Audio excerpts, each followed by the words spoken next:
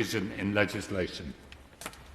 My Lords, it's a pleasure to follow the noble Lords, Lord Seeker and Lord Davies of Brixton, and I'm going to be brief given the hour, but I think I would very much wish to endorse the comments of the noble Lord, Lord Davies, that what this clause not stand part amendment is seeking to achieve is to ask the other place to think again, and indeed ask your Lordship's House to debate this.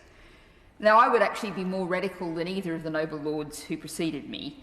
I believe that the state pension should be set at a level where no pensioner is living in poverty, and that's looking at the relative poverty levels as outlined by the noble, has been widely discussed by the noble Lady Baroness Lister. That would mean abolishing the contributory principle. And I think our debate in your Lordship's House tonight has demonstrated how actually discriminatory and actively, massively unfair that is, because the contributory principle, as worked through now, largely only acknowledges contribution through paid work. And we know that many people, particularly women, make huge contributions to our entire society, to our future, through care, through community work, through other activities, that simply is not recognised in our pension system.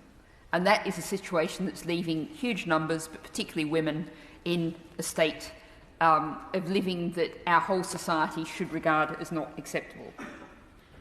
Now, I do just also want to pick up a point that this amendment, which would ensure, and I agree again with the noble Lord, Lord Davies, that the triple lock is far from perfect, but we've talked about the issue of heating costs. And of course, another way in which we've very much failed our pensioners is the quality of housing stock that they're living in. And reference has been made to the quality of council housing, but we also have a huge problem with more and more people who are pensioners who are now living in private housing due to the huge privatisation of our housing stock through Right to Buy. And those people are living in extremely poor conditions, placing very difficult circumstances in that housing.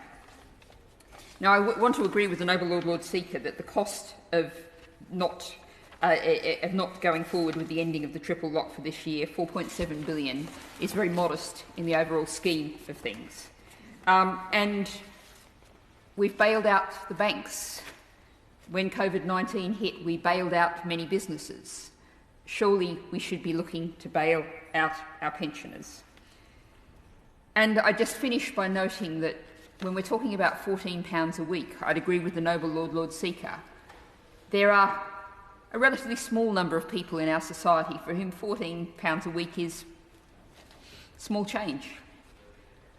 There are very large numbers of people and very large numbers of pensioners for whom that's literally a matter of life and death. And I invite noble lords to consider our excess winter deaths, many of which occur among pensioners.